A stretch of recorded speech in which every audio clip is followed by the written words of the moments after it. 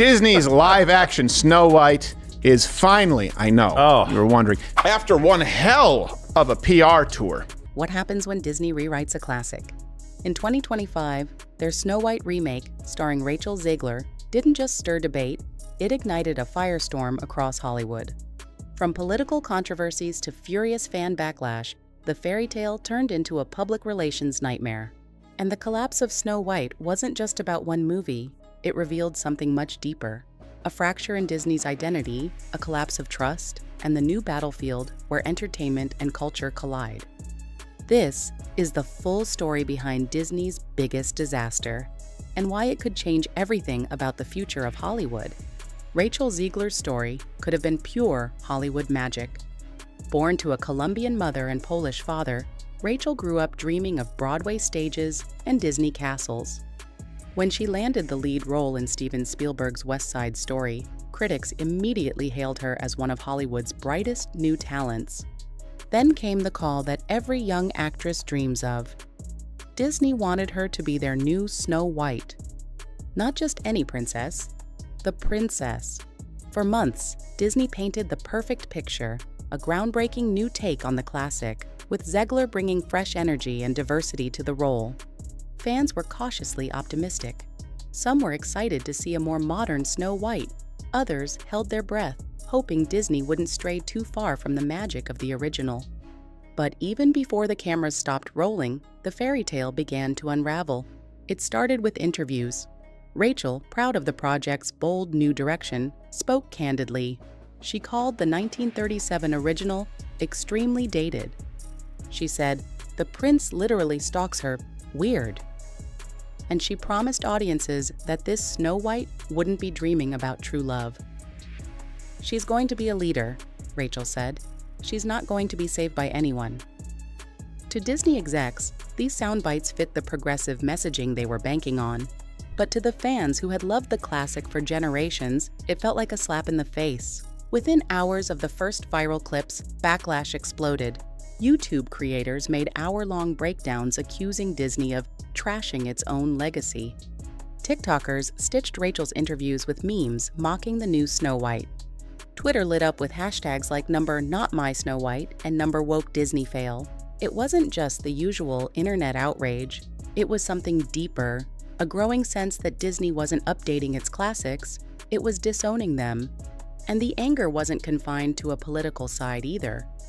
While some conservative commentators blamed wokeness, longtime Disney fans, many of them young, progressive, and diverse, expressed disappointment too.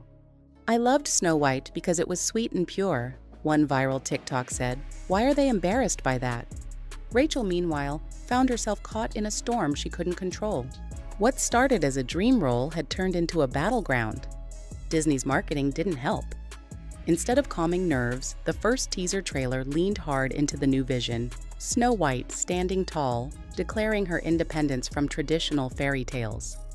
Gone were the dwarfs. Instead, she was surrounded by a new, diverse group of magical creatures. Even the prince barely made an appearance. The reactions were immediate and brutal. "You're not remaking Snow White," one YouTube commentator said. "You're making something else and slapping a familiar name on it." The frustration wasn't just about nostalgia, it was about trust. Fans felt like Disney was asking them to pay for something while insulting the thing they loved in the first place. But the controversy didn't stop with the movie itself. It got personal, fast. Rachel Zegler's old social media posts began circulating. One, after the 2024 US election, where she wrote, "I hope Trump voters never know peace again." Another, where she posted "Free Palestine" during a time of extreme global tension. Now, politics and fairy tales were colliding head-on. Inside Disney, the panic was real. Sources close to the production told Variety and other outlets that emergency meetings were called. Senior producers reportedly flew across the country to meet with Rachel, urging her to tone down her messaging. They knew that the average Disney audience, parents with young kids, weren't looking for political battles when they bought a ticket for a princess movie. But the internet never forgets. The controversy snowballed until even people who had never planned to see the movie knew it as that woke Snow White disaster. Gal Gadot, who played the evil queen, found herself in hot water too. She posted in support of Israel's actions during the Gaza conflict, triggering backlash from pro-Palestine activists. But here's where things got even messier. While Rachel faced endless viral hate, think pieces, and YouTube takedowns, Gal Gadot largely escaped the same level of media scrutiny. Many fans and commentators pointed out the double standard. Was it because Gal was a bigger box office star? Was it race? Was it pure Hollywood politics? No matter the reason, it left a bitter taste.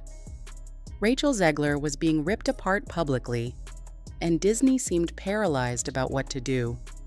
Finally, after months of backlash, Snow White hit theaters, and it bombed. Technically, it opened at #1, but that was only because there wasn't strong competition that week. Compared to expectations, it was a disaster. Snow White's box office receipts dropped sharply after opening weekend. Families weren't coming back. Merchandise wasn't moving. The buzz was toxic.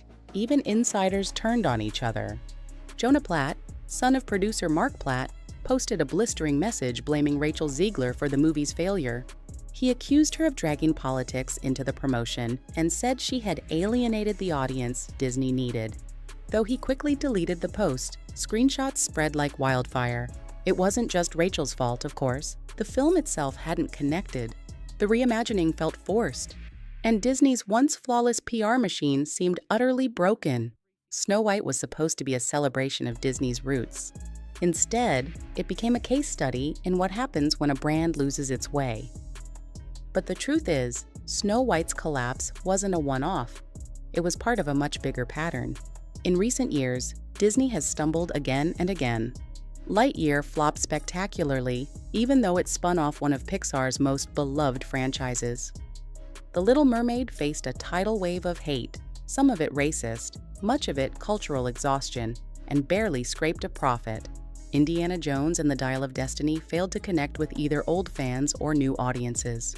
Even Marvel, once unstoppable, has shown signs of fatigue. Disney Plus subscriber numbers have plateaued. Theme park attendance has started to wobble. The Snow White disaster wasn't just about a single miscalculation. It was the loudest warning bell yet.